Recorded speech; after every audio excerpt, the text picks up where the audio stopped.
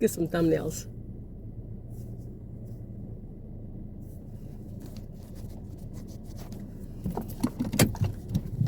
And I am off today. Next, the next thing on the agenda, I look at my email this morning and it says, have you made such and such charge at such and such store? With my LLC account, I said no. And they said your card has been canceled and we are issuing you another one. I'm going to the financial institution because they do create cards on site. Another thing, I was looking at my finances. I decided to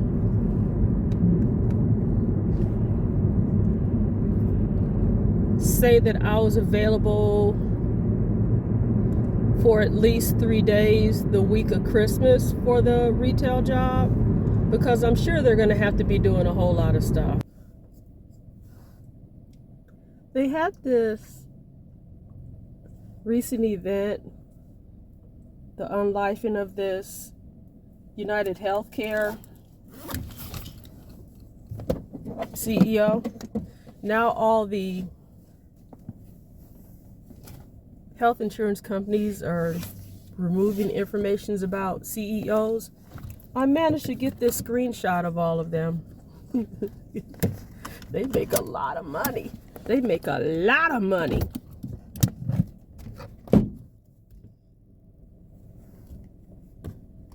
And I don't condone anything that that man did, by the way, unlifing the CEO. So I was reading something where he had some kind of surgery and he's been dealing with chronic pain.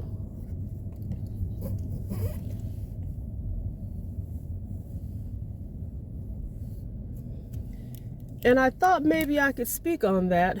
I did have a successful back surgery more than 10 years ago.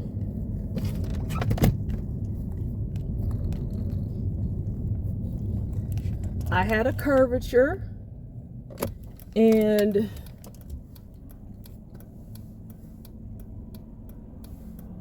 I had a curvature. It was called lordosis, and it's very common in black women. They sometimes call it sway back, but mine was getting more and more and more to the point where I was waking up and having to do heating pads, ibuprofen. I went to my primary doctor and asked for some time off. He said no. He's like, everybody would like time off. That actually wasn't my primary doctor. And my primary doctor wasn't available that day. So I went to an orthopedic doctor. And matter of fact,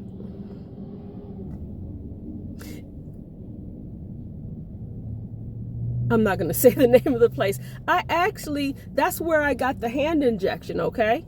But I spoke to this gentleman. He was a surgeon there, and he said, taking ibuprofen is not that bad.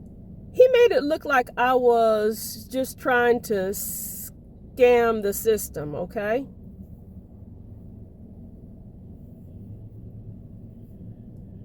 I went and I saw this article, and at that time the name of the place was St. Joseph, and he was talking about this new back procedure he had perfected. And I say, okay. I called the insurance company and I said I wanted the name of someone that like really specializes in just not back, but nerves and things like that. So after he looked at my stuff, he's like, I'll definitely do the surgery. And I said, I don't mean to, please don't take offense to this, but have you heard of Dr. such and such? And he's like, yes. Matter of fact, he mentored me about learning this procedure. I have been in surgeries with him multiple times. I go ahead and get the procedure scheduled. But before then, I go to the doctor, and it's a pain doctor. By the way, this doctor no longer takes any insurance now, or they don't take the insurance I have. I don't know what happened with that place, but they treated me real good when I went there. So they gave me an injection. It was almost like in the hip sort of situation. I took it without any sedation or anything, and there happened to be a man in there screaming on the top of their lungs. My dad had taken me there, and when he heard that screaming, the nurse said, your dad's about to bust through here. And so I said, tell my dad to come on in. And I said, Dad, it wasn't me screaming. I'm fine. I was up there sipping on a juice or something like that. I said, I'm completely fine. I promise you. I feel like $1 million. So anyway, that injection lasted pretty close to when I had to get the surgery. And then I went in for the surgery. I went to this special floor where they pretty much did just about all back surgeries. I had the back surgery, and when I woke up, I immediately felt relief. I could have kissed that surgeon. But that same doctor that had refused me was doing surgeries on other people. And there was a lady, they had this, it was almost like a concierge service. They had every kind of thing that you could eat. Because if you're in pain, something that'll help is to have some good food. So I walked over there with my mom, and there was this lady that was in horrible pain, and it happened to be this man that had refused the surgery. And I said, Mom, I asked who was the doctor, and she told me who the doctor was. I'm not saying the doctor's name, but she says, I feel horrible. Like she's like, I'm not saying I want to unlife myself, but if I went to meet my maker, I wouldn't have a problem with it. I recuperated quite well, and I had a back brace. The doctor came in, checked on me several times, and I told him if I feel like doing a cartwheel. I know I can't do a cartwheel, but I feel like doing a cartwheel.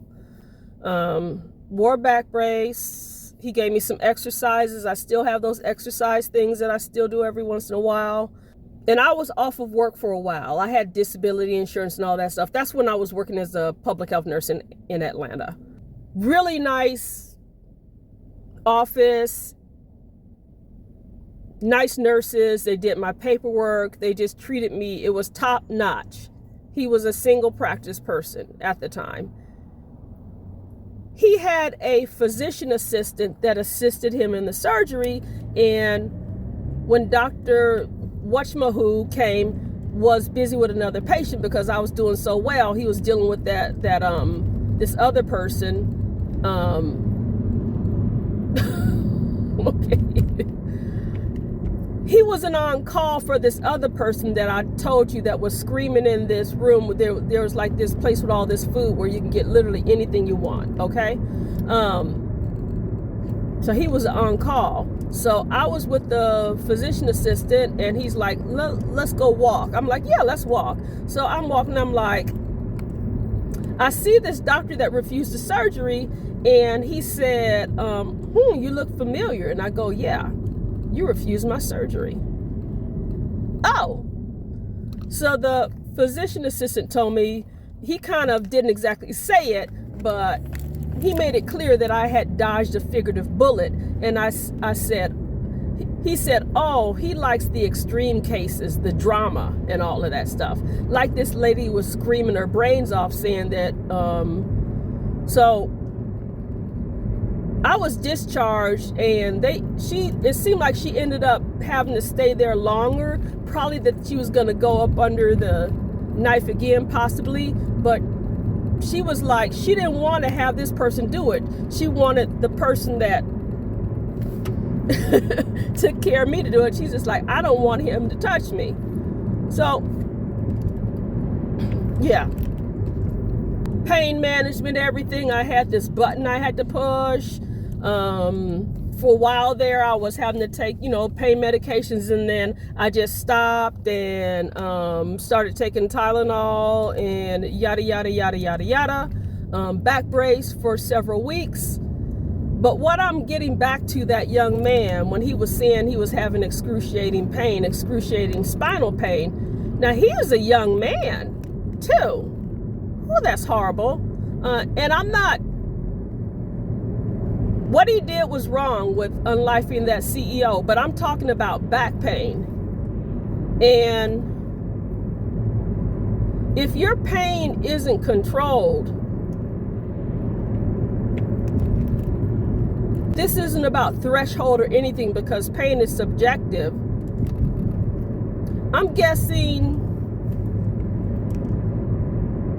it probably didn't affect his mental health very well, and he got to feeling hopeless, and he wasn't in touch with his family. He had fell off. They weren't in touch with him, family, friends, for several months, and he probably went all the way downhill.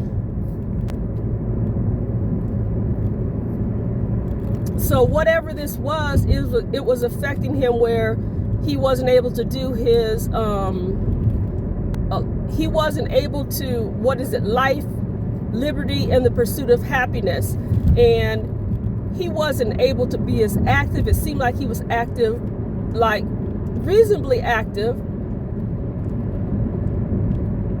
I'll just say, after that surgery, he wasn't able to enjoy activities and all that. And also, I'm not a man. I'm a girl, okay? It seemed like nobody showed up for the interview. Ain't that some stuff right there? Woo-wee! That's sad. My daughter went to an interview and nobody showed up. People are a trip. But anyway, getting back to this young man, I'll talk to my daughter once I get home. Getting back to this young man, I'm a girl, okay? I'm just a girl. He said he wasn't able to enjoy intimacy, okay? And he's a young man.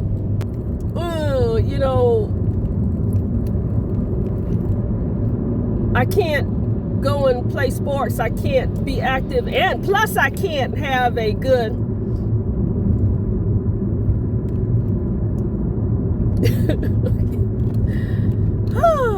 I'm seeing is from that perspective of the chronic pain. So I've talked about the man that unlifed the United Health person. I talked about that person that was screaming when I got the pain relief treatment before I had back surgery. Then I talked about the lady that felt like she said she didn't want to unlife herself, but she really felt like she didn't have any hope.